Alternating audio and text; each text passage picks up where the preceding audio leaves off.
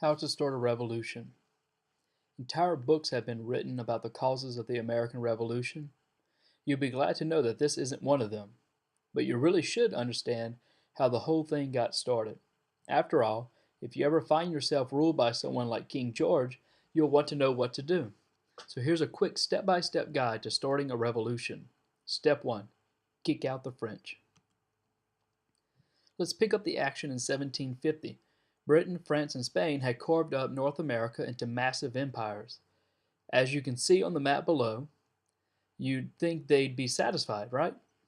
But Britain and France both wanted to see their names on even more of the map.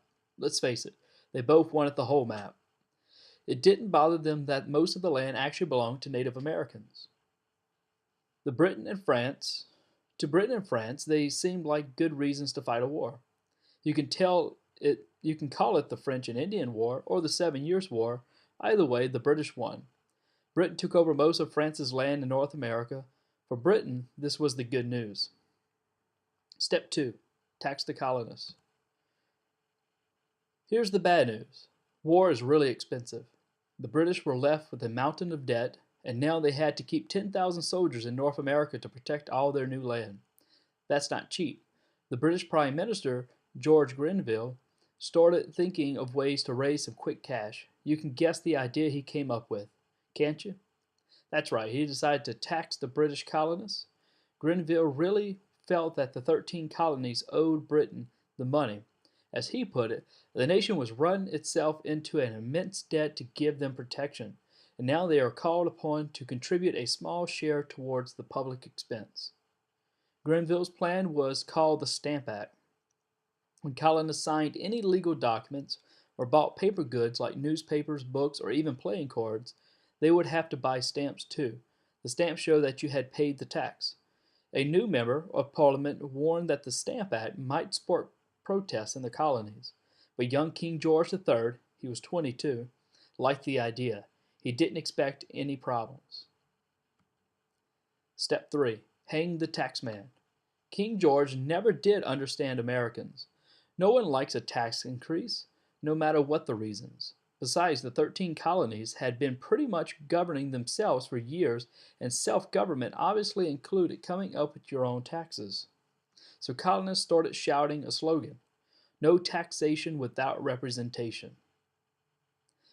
Meaning, basically, we're not paying. Shouting is easy, but how do you actually avoid paying the tax? Samuel Adams of Boston had that figured out. Adams was in his early 40s, and he hadn't really found anything he was good at yet. His father once gave him £1,000, a lot of money, to start a business. Samuel loaned half of it to a friend who never paid him back. It's safe to say Samuel had no talent for business. All he wanted to do was write about politics and argue in town meetings. How far can that get you in life? Pretty far, actually, because when the time came to protest the Stamp Act, Adams was ready to take the lead. He figured it like this. The Stamp Act is supposed to go into effect in November 1765, right? Well, what if there's no one around to distribute the stamps? Then we won't have to buy them. Simple.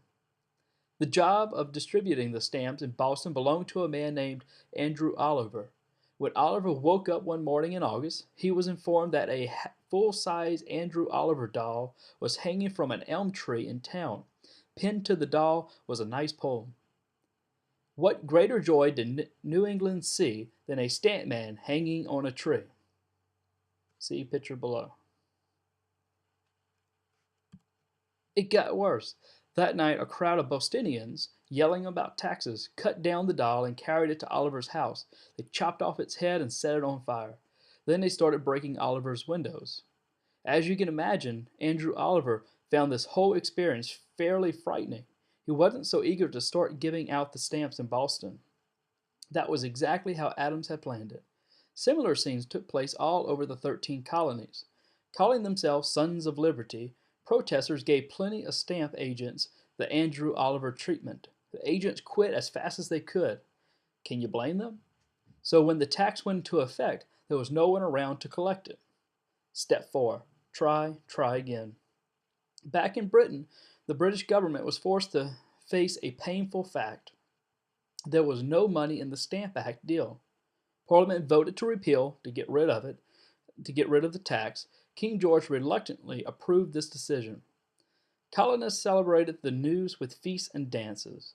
Boston's richest merchant, a guy named John Hancock, gave out free wine and put on a fireworks show outside his house. The happy people of New York City built a statue of King George and put it in City Park. Remember that statue, it will come back later in the story. What the colonists didn't realize was the British leaders were already talking about new taxes. After all, the British government still needed money, and most leaders still insisted that Britain had every right to tax the Americans. King George was especially firm on this point. He was a very stubborn fellow. So, Parliament passed the Townshend Acts in 1767. When colonial merchants imported stuff like paint, paper, glass, and tea, they would have to pay a tax based on the value of each item. Or would they? Step 5. Refuse to pay.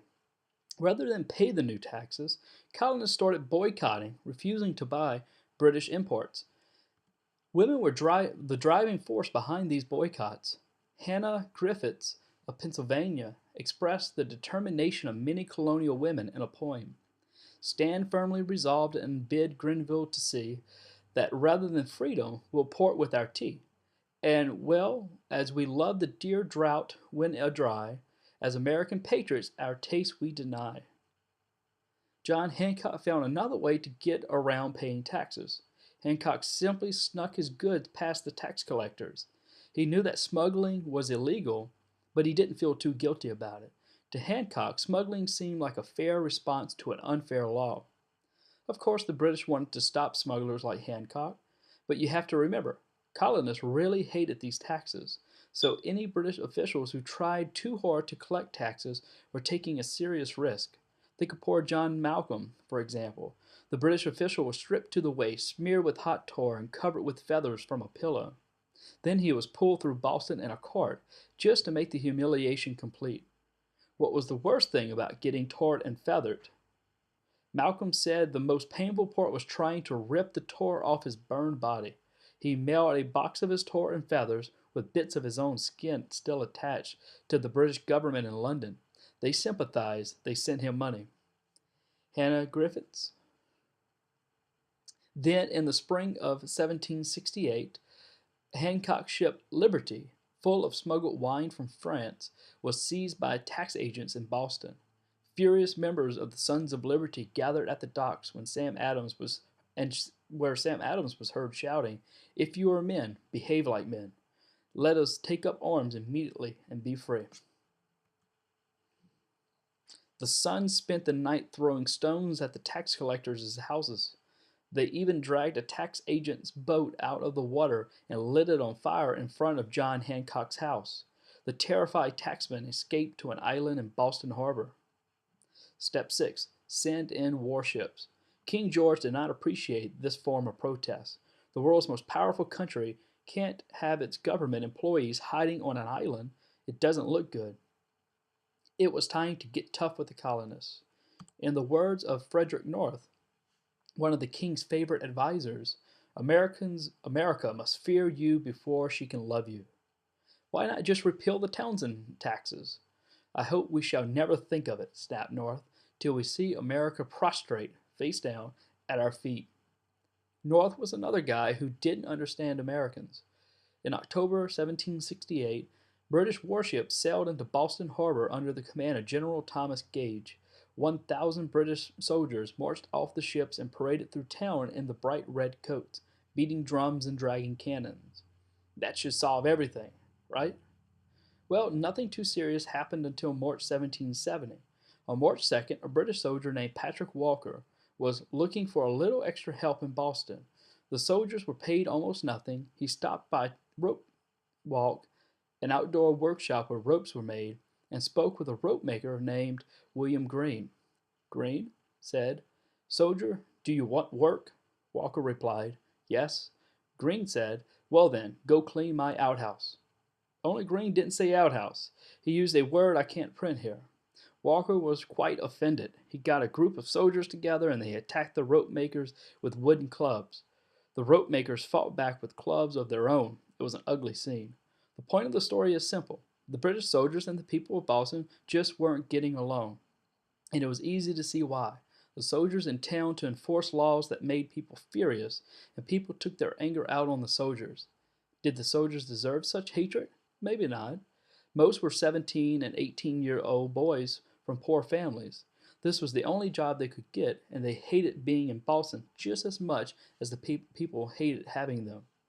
On the night of March 5th, 1770, 3 days after the rope walk fight, all the anger in Boston exploded into violence. Step 7. Fire into a crowd. It was a cold night. There was a foot of snow on the ground. Sons of Liberty walked the streets in groups, wooden clubs in hand. They watched the soldiers, and the soldiers watched them. Both sides were expecting something to happen. But no one thought it would begin with an apprentice wig maker named Edward Garrick. At about 8:30, young Garrick passed a British officer in the street. Garrick pointed to the officer and shouted, "There goes the fellow that won't pay my master for dressing his hair." That's a serious insult, Ed, accusing a man of not having his debts, not paying his debts. A young British soldier named Hugh White stepped forward to defend his officer. Garrick and White exchanged a few curses. Then White cracked Garrick on the head with the butt of his musket. Garrick went down, scrambled up, and yelped for help. The crowd gathered quickly. At first, it was just a few of Garrick's friends. Then people started coming from all over town. A man named Crispus Attucks led a group of fellow sailors from the wharf to the scene of the action. Attucks was 6 feet 2 inches tall and 45 years old. He had escaped from slavery 20 years before. Witnesses said he had a stick or club in his hand. Hugh White called out to his fellow soldiers for backup. 8 soldiers pushed their way through the mob to White. About 300 people surrounded the soldiers, cursing at them and pelting them with snowballs, chunks of ice, even oyster shells. These soldiers pointed their loaded guns. The crowd shoved closer and closer to the blaze of the British bayonets, shouting, "You dare not fire! You can't kill us all!" Then there was a shot. Then a lot of shots. Then smoke and shocked silence. The crowd backed away. Crispus Attucks lay in the snow, killed instantly by 2 bullets through the chest. 6 other men had also been shot. 4 of them later died. At a town meeting the next morning, Samuel Adams charged British soldiers with firing into a crowd of harmless protesters. As we have seen, that was not exactly true. Samuel was a gifted storyteller. He called the soldiers bloody murderers. He gave the incident the name that everyone will remember, the Boston Massacre. Step 8. Keep the tea tax. After the massacre, General Gage pulled the soldiers out of Boston. This helped calm things down. Over in Britain, leaders saw that the Townshend Acts were much more trouble than they were worth. Parliament voted to repeal the taxes. Most of them. They left a tax on tea. That was done on very specific instructions from King George. I am clear that there must always be one tax to keep the right, and as much as I approve the tea duty. And such I approve the tea duty. Sure, the king knew this small tea tax would not bring in any real money. He just wanted everyone to know that Britain still had the power to tax the colonies. Told you he was stubborn. Step 9. Throw a tea party. On the night of December 16th, 1773, a Boston shoemaker named George Hughes went into a blacksmith shop and smeared coal dust on his face. He was hoping it would look like the war paint of the Mohawk Indian. It didn't, but that was okay. The main idea was just to be in disguise. Hughes went out into the dark street with an axe in his hand. Dozens of men, all badly disguised as Indians, were marching down to the waterfront. Hughes joined the strange parade. 3 ships full of British tea were tied up at a wharf in Boston Harbor. The people of Boston had refused to let the ship owners unload the cargo. They had no intention of paying the tea tax, so the tea sat in ships, neatly packed in chests. Not for long, though. George Hughes and the other disguised Sons of Liberty rowed out to the British ships. Communicating with only grunts and silent signals, about 50 men boarded each ship. They dragged the chests of tea up the dock, chopped them open with axes, and dumped the tea into Boston Harbor. Hundreds of people came down to the wharf to watch. Hughes even saw a few spectators sneak out onto the ships to snag some of the tea. There were several attempts, he recalled, made by some of the citizens of Boston to carry off small quantities of it for their family use. They would watch for the opportunity to snatch up a handful from the deck where it became plentifully scattered, and put it in their pockets. Hughes caught one man shoving loose tea leaves into the lining of his coat. Hughes yanked off the coat, and the guy ran away. It took about 3 hours to dump all the tea. Then, just to make sure no one was hiding any tea, each of the Mohawks was asked to take off his shoes and shake them out into the water. When George Hughes finally got home that night, he told his wife, Sally, all about the Boston Tea Party. Step 10. Pay the fiddler. A British naval commander named Admiral Montague watched the Boston Tea Party from the window of his waterfront house. As the disguised Sons of Liberty marched away from the wharf, Montague opened the window and exchanged shouts with one of the men. Montague, well, boys, you have had a fine, pleasant evening for your Indian caper, haven't you? But mind, you have got to pay the fiddler yet. Son of Liberty said, just come out here, if you please, and we'll settle the bill in 2 minutes. Montague shut his window. The men cheered and laughed. Montague was right, though. The people of Boston would have to pay the fiddler. In other words, they would have to face the consequences of their actions. One consequence was that King George threw an absolute fit. He called the Tea Party violent and outrageous, and he wasn't alone. Even members of Parliament who usually supported the Americans were furious about the destruction of British tea. A member of Parliament named Charles Vaughan captured the angry mood in London, declaring, the town of Boston ought to be boxed out about their ears and destroyed. I am of the opinion you will never meet with that proper obedience to the laws of this country until you have destroyed that nest of locusts. Now that's the kind of advice King George liked. At the King's request, Parliament passed a series of laws designed to teach the people of Boston, once and for all, that British authorities must be obeyed. No fooling around, now. Parliament ordered the port of Boston shut down until the town paid for the ruined tea. The people of Massachusetts would no longer be allowed to elect their own judges or sheriffs, and if the residents of Boston wanted to hold a town meeting, they would now need permission from British officials. To enforce all this, General Thomas Gage was sent back to Boston, this time with 4,000 British soldiers. That should solve everything, right? Step 11. Stand firm. A few months later, Samuel Adams was eating dinner with his wife and kids when one of Boston's best tailors knocked on the door. The tailor came in and began measuring Sam's rather round body. He said he had been asked to make Adams a new suit. He refused to say who paid for this service. Then a hatter arrived. He measured Adams' head for a new hat. He wouldn't say who had sent him. Then a shoemaker came to measure Adams' feet. What's going on? Well, a lot. As planned, the British soldiers had closed the port of Boston. This was a kick in the gut of the Boston economy, which was built on shipping and trade. Stores shut, jobs disappeared, colonists called the harsh British punishments the Intolerable Acts. Even people who avoided politics took sides in the crisis, who were a patriot if you opposed British taxes and stood by Boston. You were a loyalist if you supported the king. Patriots all over the colonies sent supplies to Boston: beef, fish, flour, rice, cash. Patriot leaders also agreed to hold a meeting in Philadelphia. They could all get together to know each other, maybe figure out what to do about the intolerable acts. That explains the tailor, hatter, and shoemaker. Of course, Sam Adams would be making the trip to Philadelphia for the Continental Congress, but for such an important meeting, he really needed some new clothes. He was an embarrassingly sloppy dresser.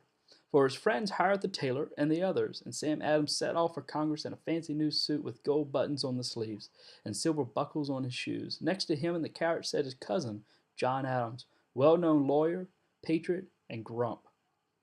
A few hundred miles south in Virginia, George Washington was also getting ready for the Congress. Washington was one of the few patriot leaders with military experience in the French and Indian War.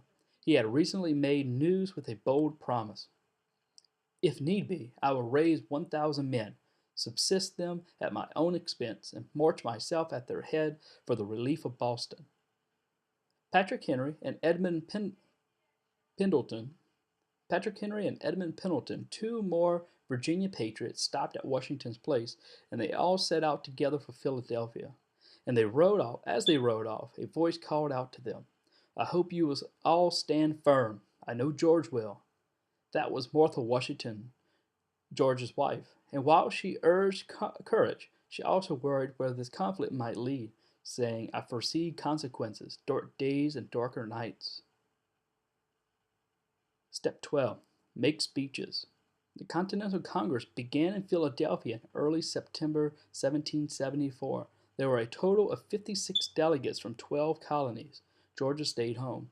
56 men meant 56 different opinions, and some very long debates. John Adams complained that if someone had declared that 3 plus 2 equaled 5, members have wasted a couple of days debating the issue. So it took a while, but the members of Congress came to some serious decisions. They declared the Intolerable Acts to be an illegal violation of the rights of American colonists. They decided it was time to start boycotting trade with Britain again, and they argued that the colonies should start arming and training their militias, volunteering armies just in case there was trouble with the British soldiers in Boston. Before the Congress ended, Patrick Henry did two things that he was famous for. One, he annoyed everyone by talking too much, and two, he made a few fabulous speeches. The distinctions between Virginians, Pennsylvanians, New Yorkers, and New Englanders are no more, he cried, and I am not a Virginian, but an American. This kind of unity really surprised British leaders. They had been sure that the other colonies would stand aside and let Massachusetts suffer alone.